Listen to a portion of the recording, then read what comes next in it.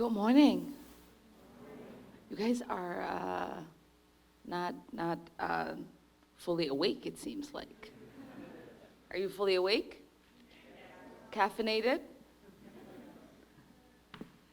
Well, it's a great honor to be here at Inver Hills Community College today. I actually had nieces and nephews that went to this school but have never been on campus and didn't really know where it was located. So it's fortunate. I'm fortunate today to be able to come here and address diverse assembly of students, family members, educators, and community members. I'm really honored for the opportunity and the invitation.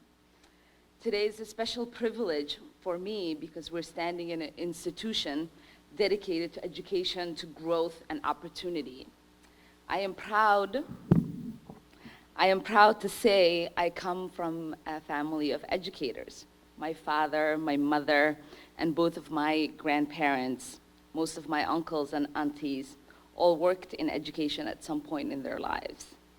In Somalia, where I grew up, it was required that a high school graduate would serve in the public some way after finishing their schooling. It was expected that those of us who had the privilege of education would give back to their communities. And members of my family chose to dedicate these years to teaching. Because of them, education was always part of my life. My family instilled in me that what you learn is what you keep, that education is a way for people to move forward through life. We were raised discussing and debating ideas, talking about what it means to contribute to society, to be a citizen, what it means to influence your community, to use your voice in uplifting others. Curiosity was considered a virtue in my family. Questioning authority was encouraged. Education was something that was to be valued. But I was also taught that education was not a privilege to keep to yourself. It was about connecting with others. My father, who's always given my sisters and I the gift of opportunity, would often tell us, education is to better yourself, but whatever you do with it afterwards is to better your community. This, for me, was my foundation, and I carry it with me till this day. But I began to see the true value of education when my family was forced to leave our home. That is when education became so much more important to me in my life. I was 8 years old when the war broke out in Somalia. My family decided to leave, and in the dark of the night at 4 a.m., we decided that we had to escape and that the possibility of returning was not going to happen for us. Months later, we arrived in Kenya at a refugee camp. The camp was very segregated and very isolated from other areas. There was no school, no sanitary system, or running water. To fetch water every day, we had to go to a nearby city. And since I was the youngest in my family, this became my job. You see, when you enter a refugee camp in a country that only allows you to be in that refugee camp, you are not allowed to be part of the rest of the community. And for safety purposes, since I was tiny and invisible, I was the only one that could venture out. On the way, every single day as I went to go fetch water, I would see little children play and have their school uniforms and go to school. And I would be saddened by this, and I would come back and I would have a conversation with my grandfather and my father about why I could no longer go to school. I would ask my father, he would say to me that someday it would change. He said that one day we would come to America and things would get better for us. We would have access to everything that is available in America. Free education, economic stability, a normal life. America was a land of abundance where everyone had these things. and my father dreamed that one day we would be in America. And 4 years later, we got that opportunity. When I was at the age of 12, my family got to come to the United States. We arrived in Arlington, Virginia, and I started my new life in 6th grade. But the America I came to was very different than the country I imagined back at the camp. I quickly learned that there was a real disconnect between the ideals of America and the current reality. Living in America for the first time, I realized that all of the identities that was significant for me, that these things were going to be a source of tension.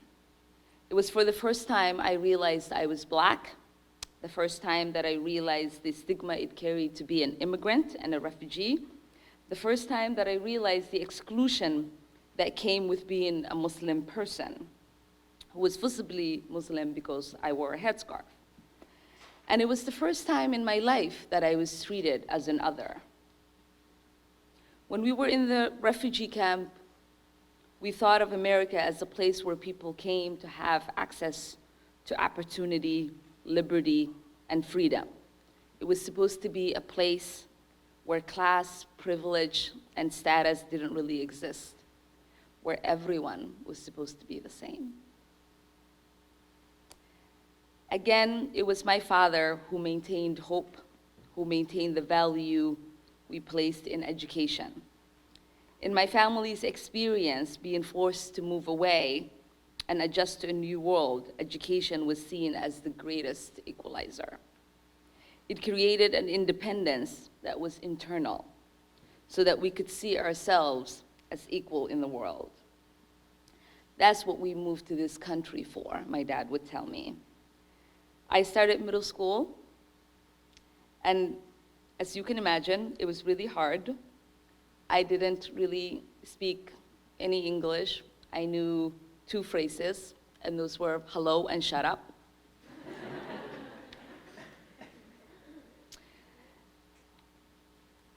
But my father would tell me to work hard on learning the language. He knew that as soon as I could communicate with people, then the otherness of being an immigrant, of being Muslim, of being East African Black, all of these things would disappear.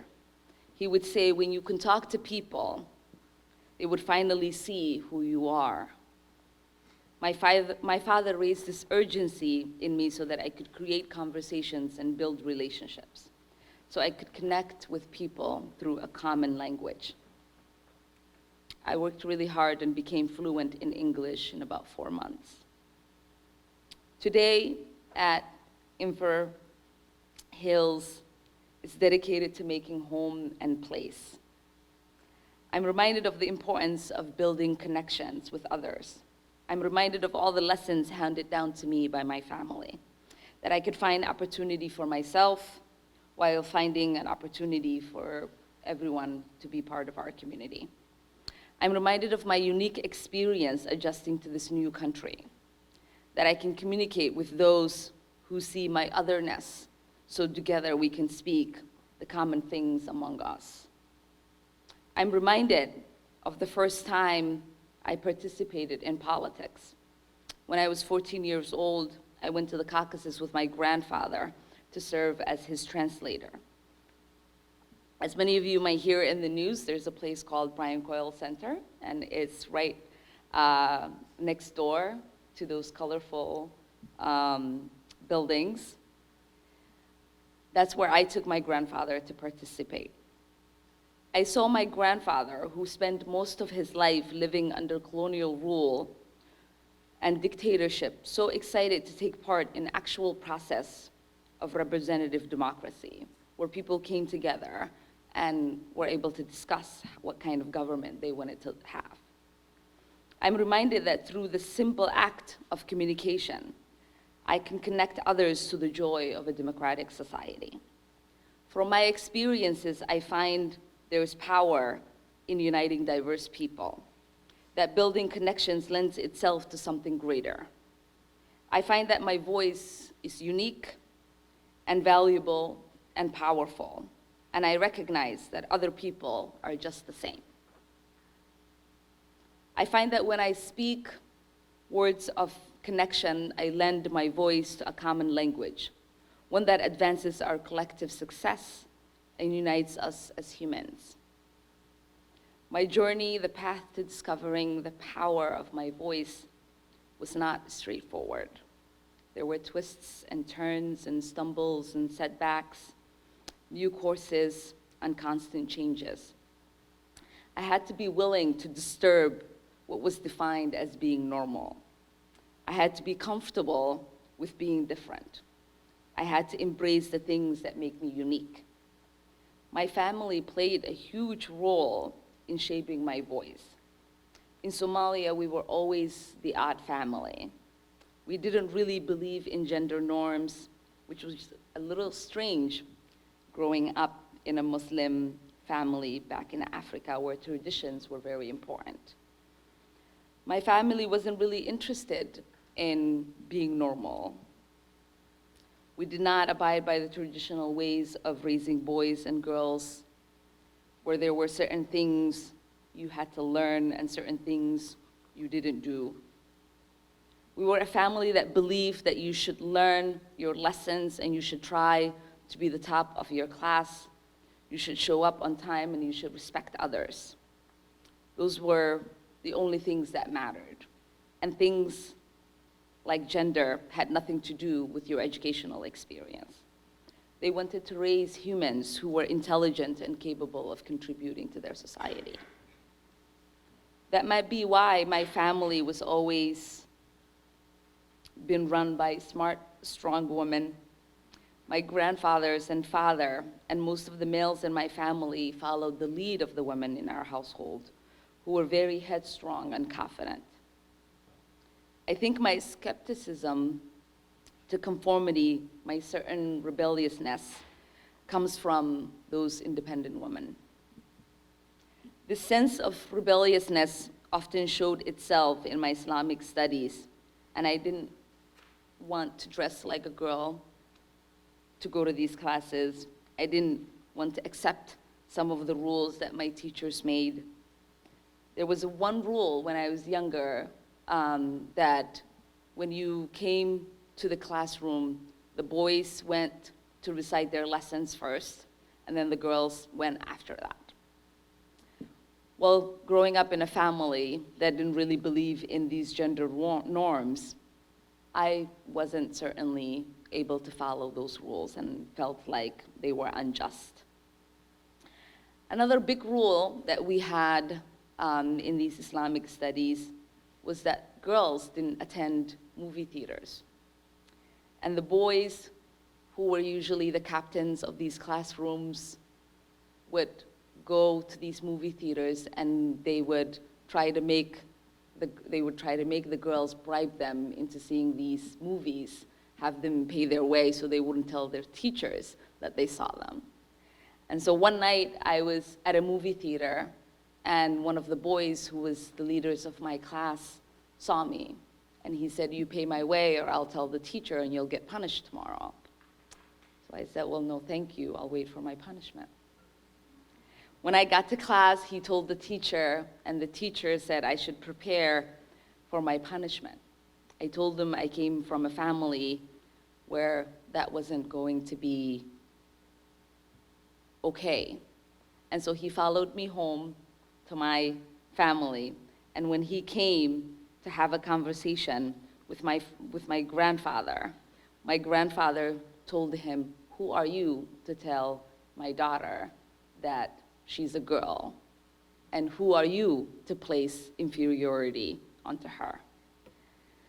So for me, these were the lessons I learned, that I could do whatever I wanted to do as a woman, and it was nobody's business to tell me what I couldn't do.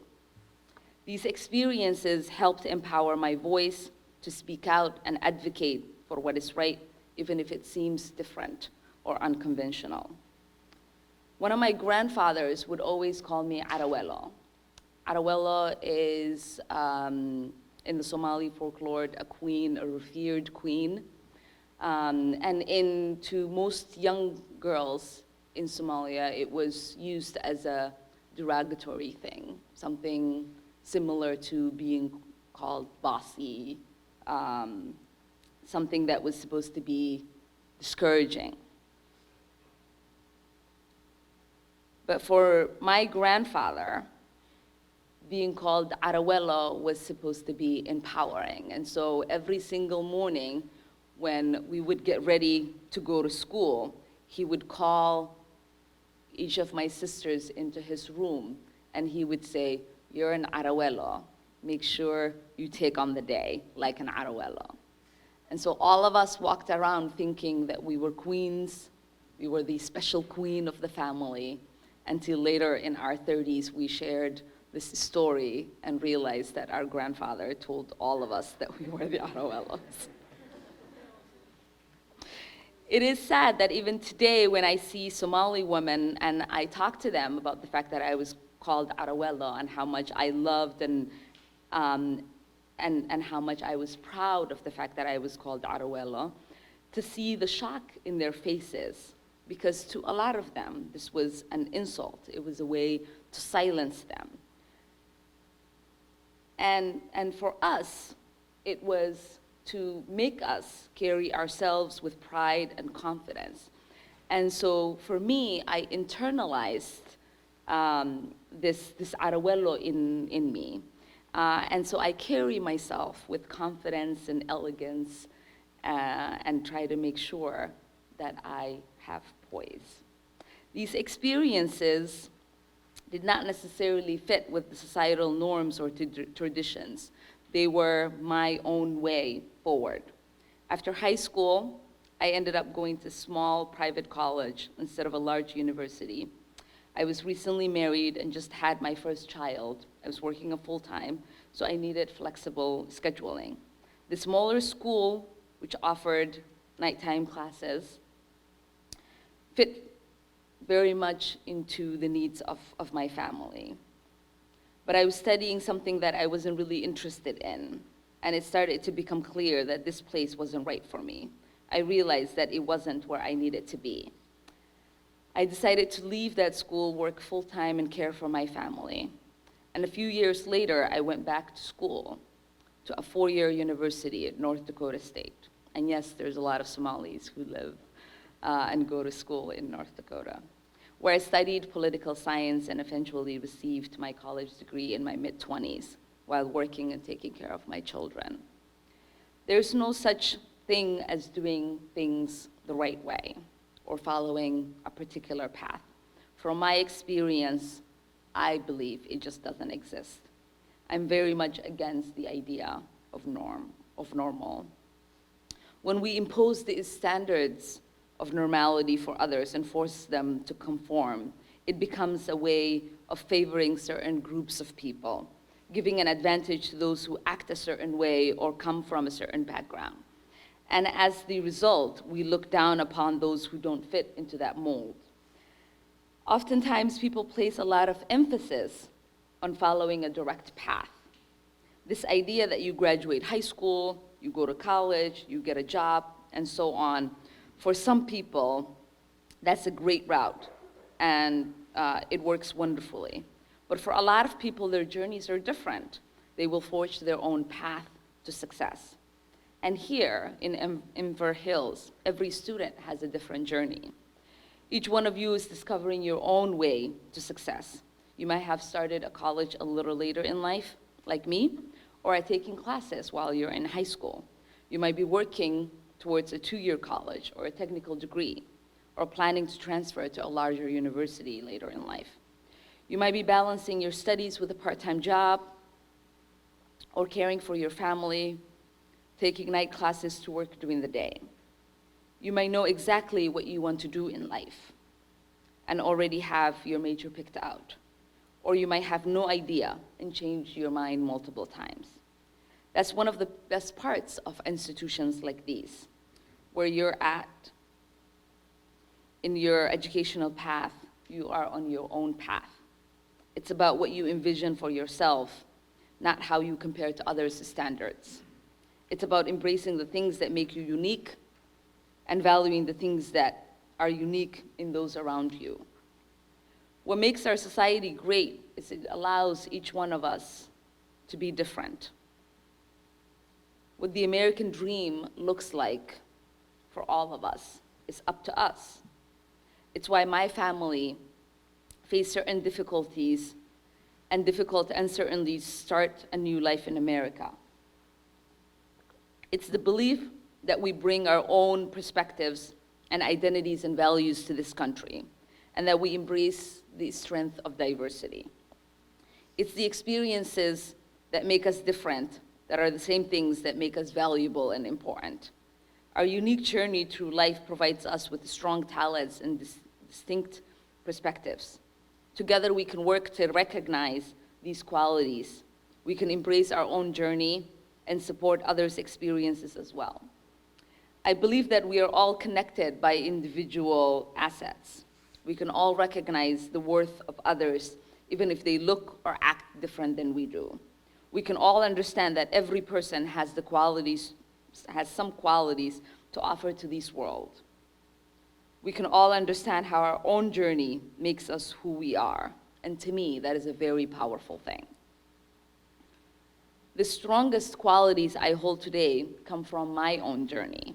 My values, my confidence, my voice, all of these things were forged by the events in my life. The assets that allow me to adjust a new life in America, to run a successful campaign, to raise my family and serve my community were because of my unique experiences, not despite of them. We could view our backgrounds as constraints. We could view our identities as flawed, or accept the negative stigmas attached to who we are. But we can also choose to recognize these features as productive forces to speak to the positive side of our experiences. I look at myself as an immigrant, a refugee, an East African, a Black woman, as someone who is carrying multiple marginalized identities. And I find that in all of my identities, there are unique strengths. My assets exist within the experiences I hold. When I am made to feel lesser than others because of my race, I look back on my life in Somalia, where Black skin comprised the majority, and I refuse to feel inferior to anything in this world. When I hear xenophobic and hateful rhetoric against immigrants and refugees, I look at all the people like my father who've added much to our country, and I maintain his signal and enduring hope that things would eventually change.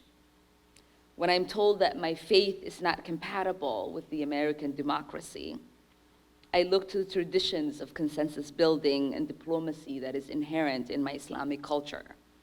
And I work to build upon my grandfather's belief in reflective democracy, where all people are represented. When people use my gender as evidence that I am unable to lead others, I remember Arawelo, and I know that I'm capable of being a strong and a powerful leader. Because of my own experiences, I refuse to internalize the stigmas attached to who I am. I have refused to feel inferior. I've refused to feel that I am someone other. I know that my character was fostered by the lessons of my father, shaped by the times of adversity, and maintained by my belief in common connections. These experiences gave power to my voice. They are the things that cannot be taken away from me. But my journey not only helped me embrace who I am, it allowed me to get a better understanding of those around me. I began to understand that the things that make each one of us unique also help to inform the common things we share. Our individual experiences and distinct perspectives are qualities that serve to strengthen our collective effort. Our diversity is what fosters our connection. That's why it's important for us to embrace our individual assets and welcome others' talents. Oftentimes, we have a tendency to focus on the deficit, looking at what is wrong with us and how our peers are very different. but we can choose to see what is right with us and what we can have in common with each other. My first years in this country, I so desperately wanted others to see me as a person, beyond my skin tone, my headscarf, my accent. I wanted them to see the qualities that I brought to our community. And slowly but surely, people are beginning to do so. For so long, I wanted others to see me for who I really was. It was all that I needed to be able to succeed. And throughout my life, I began to realize it went both ways. In some way, I want others to see me, and I choose to see others for who they are. I can look at their experiences as strengths and their identities as assets. I can work to embrace others' positive qualities, whatever assets they hold, whatever it is about themselves that they can celebrate and advance in our world. In this room alone, there are so many diverse experiences. There are so many incredible talents. There are so many people who add to our community. In this room, we might have future law officers who are immigrants, accounting majors who have 2 children at home, women who are studying biology, young students of color who will be our next generation of educators. All of you have the ability to improve our world in an infinite amount of ways. When we shift our perspectives and choose to recognize others at their best, it becomes so much easier to build connections with people. We begin to understand all of the things that we have in common. We begin to use our voices in uplifting each other. It wasn't until my family moved to the refugee camp that I began to understand others' experiences, that their journeys are just as important as mine, that they have the same kinds of struggles and strengths and desires. I began to understand that we're all connected by our differences. I always knew that others had difficulties. I knew that they were in some way and that they existed. But I just didn't fully understand different people's experiences. Other people's lives were further removed from my own. Their struggles really were not my own. They were just very different than I was. I didn't see myself as the person next to me. When my family left our home and lost everything, when I became a refugee, an immigrant, an outsider, I became that other person. I realized that everyone is me, that we are at our core the same. When we all have the same needs, the same capacity to grow, and the same worth as people. All at once, it became very real how alike we all are. That we all have our ups and downs, we all have our struggles, we all have our journeys, and that they might not manifest themselves in the same way, but I understand that we all have these similar experiences. I understand how the struggles that some person is facing today, even though it's not something that I have faced, it's not a struggle that is far away from me. When we realize all of these things, we know, we understand. We feel how every person is linked together. Some of our experiences might be different, and there's a shared connection between us. Sometimes we have difficulty recognizing challenges that other people face. We fail to provide the same understanding to others' struggles as we do to our own. We just expect them to get over it, to work harder, or to change something about themselves. We might think that acknowledging someone else's efforts lessens our own, that their experience in life are not as important as the ones we hold. But it's really important for us to see people the way that we see ourselves, to grant them the same respect we grant ourselves. That's how we are able to connect with one another. That's how we are able to rise above these struggles, how we're able to move together as a community. The struggles people face are not just obstacles for individuals to deal with. They are obstacles for all of us, and they are opportunities for all of us to succeed. Oftentimes in our society, the individual roadblocks that people face are reinforced by societal roadblocks. Those who have financial insecurities might come from generational poverty, or those who have trouble finding work might live with a disability. In the conversations surrounding race and culture and socioeconomics and sexuality, struggles and strengths, it's really important for us to see the systematic barriers that others must handle. Too often, there's an invisibility that comes with the struggle.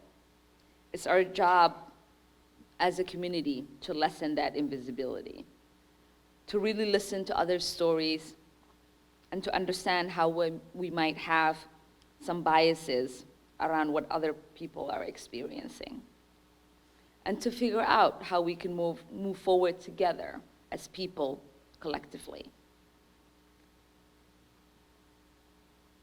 That idea stuck with me when I was a young student in high school. The high school I went to was very diverse. It had a lot of challenges. There were a lot of racial and cultural clashes and conflicts. And as someone who came from a place that really didn't have or see people as different in race and culture, I was always inclined to see the person, not the identities that they carry.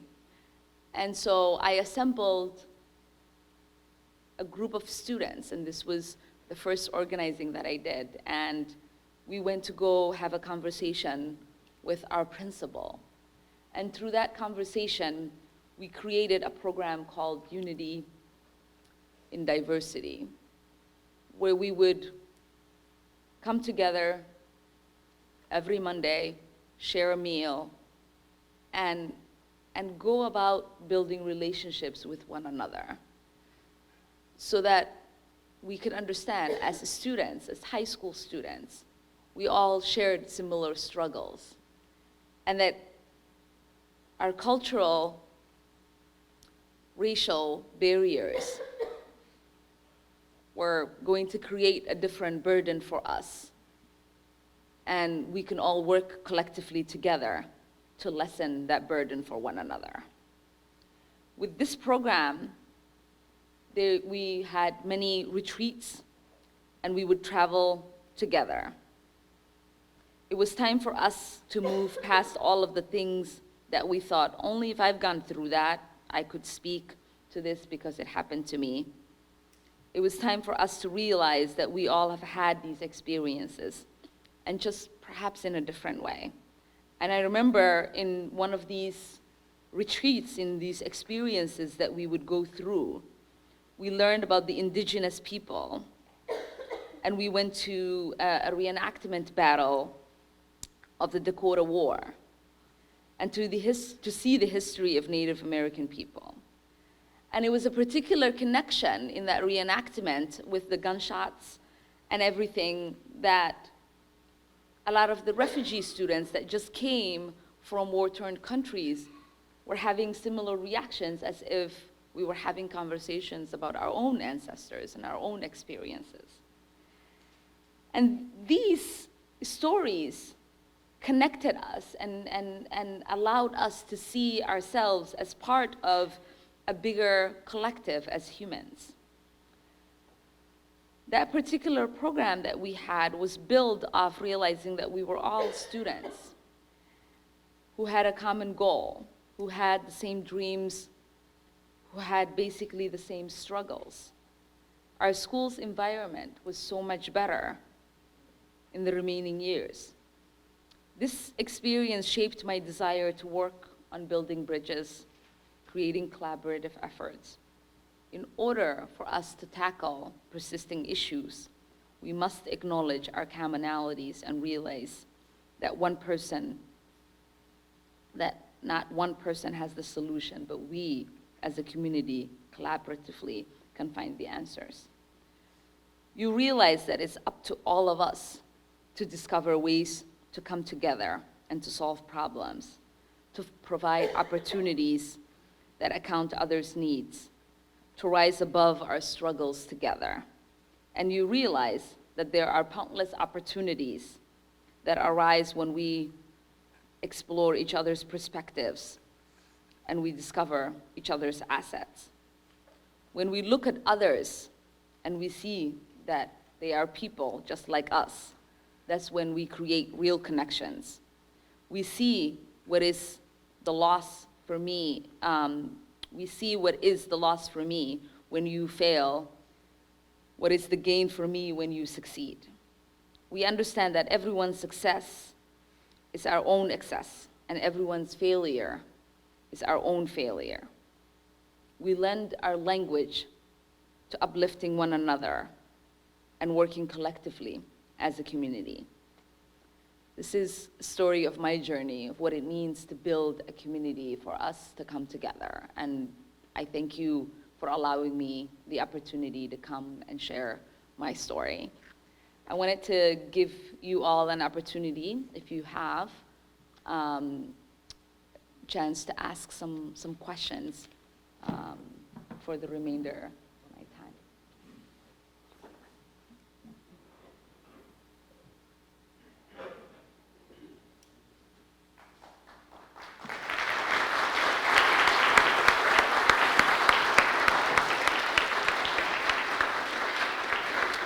Who has Raise your hand if you have a question?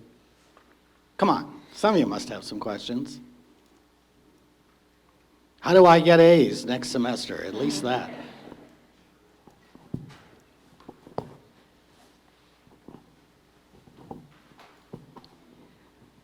What do you do when you encounter someone who's hard to get through to, that's not listening or understanding, or the differences and stuff that people go through?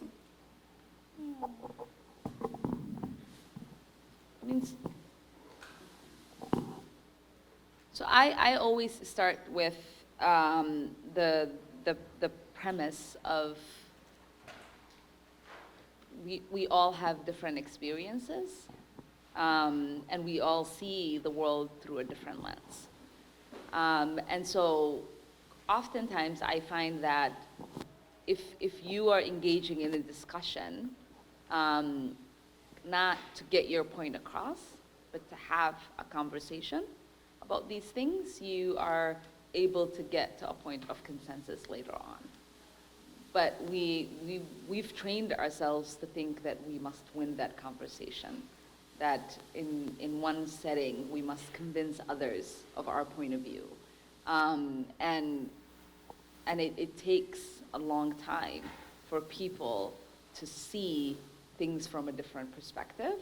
And so your willingness to also hear them, right? To hear them and to really take in what they're saying, I think helps in changing people's perspective. I think the idea of being heard is very important to every individual, and realizing that as much as you want to share your story, that person also wants to share their story. And so having it be that way, I think, is the best way that you can get to convince them. Another question.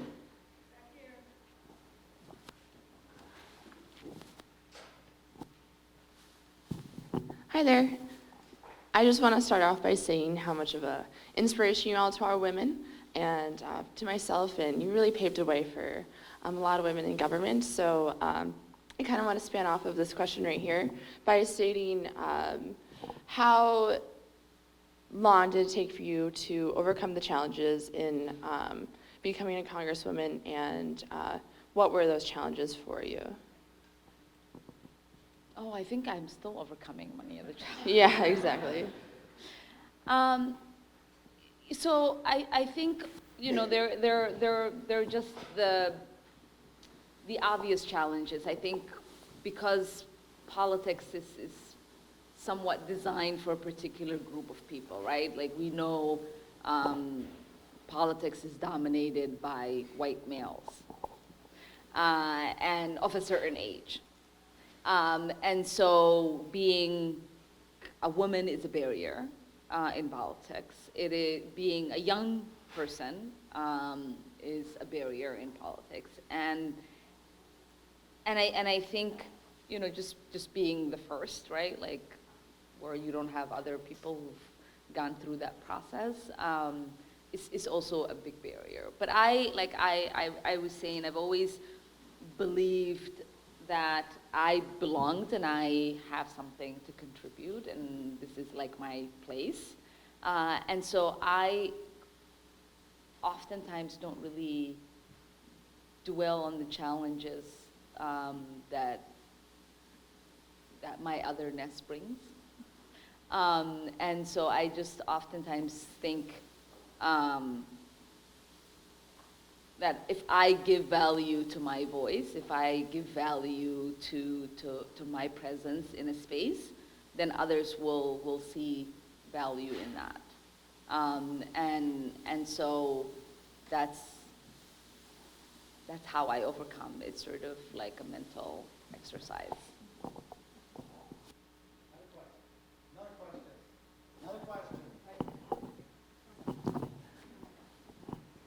Salam. As a state representative, a Somali, and a Muslim, I was wondering and curious to know, how do you balance those three different things?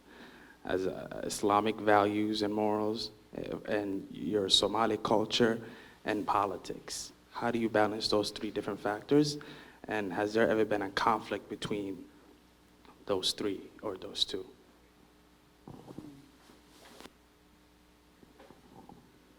So I think being a Somali makes it really easy for me to be in like politics. Somalis are very political, and so I don't really have people in my community who are like, I don't want to have this conversation about politics. Like they're very engaged and knowledgeable about politics and very excited about that. And I don't think there is anything about my Somali culture besides the fact that like women aren't supposed to have my position that are in conflict with that. And I think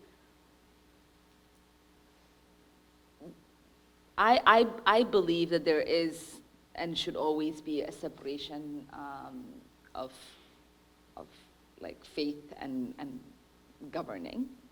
And so my faith informs the values that I have, how I carry myself and how I conduct myself and how I interact with people. And I don't think I have opportunities where, or have had opportunities where there are things that I'm doing as a state legislator that I feel are in conflict with my faith. Others might have different opinions. I think just being in government sometimes could be a contradiction to faith. But I have not experienced myself. Another question?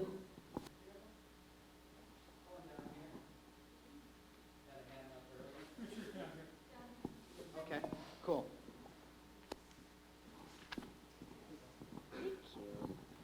Hello. So the question that I have is that many of us, as a millennial, kind of like politics and kind of life in general, we look at it and we're like, oh my gosh, they're just going to lie to us, they're not going to help us. So I was wondering, what advice or can you kind of like empower young people to kind of come and work even though the system might be corrupt or there's lobby money or all these things that we kind of dislike and we don't want to see because we are the future, we are the next generation, so we're going to be responsible. But sometimes it doesn't make us optimistic when we see adults kind of fighting over things that should not be contradictory, if you understand what I mean. And so what do you think it is a positive way or a good way to kind of, not to look at these barriers and keep going and help our system get better? As a millennial, I got involved in politics really really young, and I always believed in people-powered politics. I think we are more powerful than any lobbyist, but we have given away our power and our voice by not participating. And I think because we've been conditioned to think that, that politics is like its own thing. But if we see politics as an avenue to creating change in people's lives, then I think it allows us to be able to participate in it. And without your full participation, we get to have the kind of politics that we have now, right? And so it is really important for young people to realize that our voices are valued and valuable, and that we get involved. So in my race, I ran against a 44-year incumbent. So the woman I replaced, Representative Phyllis Khan, was there since 1971. She first got elected in 1971. And in my district, 55% of the people who reside in my district are under the age of 24. 33%, I think, of the people in the voting age population, 33% of them are students, either at the U of M or at Oxford. And in the last 20 years of recorded voting history, the highest number of students who participated in the election of Representative Khan were 123. It was the highest number of students. So 33% of the population, 55% under 24. So people that are younger than 24, 123. Okay? And so I just thought that made no sense, right? Because this is you can't govern people who don't have an idea you actually even exist. And so we designed a campaign that would make it so that people understood what was at risk. We're talking about your college tuition. We're talking about what housing stock might be available to you when you graduate. We're having conversations about how much you're going to pay for taxes. What are the opportunities of getting your first job? So all of these things that really impact your life. What schools your firstborn is going to go to, right? Are you going to be able to have affordable childcare? These are conversations that are really important to a college student, and they didn't know who was having these conversations. And so once we made it so that this was a tangible thing, that it wasn't like this, like politics, like something that happens in DC, men in suits. They realized that these were decisions that really impacted their lives. We had, at a primary in August, when all the students are gone. In the summer, there's no students. Most of the students are on vacation.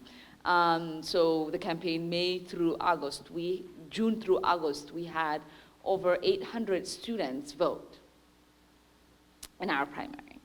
And so I think when we're talking about a government that works for you, it can't happen without you. And so you need to make sure that you're voting, you're getting involved, that you are doing it for you and for your community and for your future. And not to think about you being a future leader, but to think about being the present leader, because this is your life, right? And you get to shape the politics of your life if you want to, and I think you should.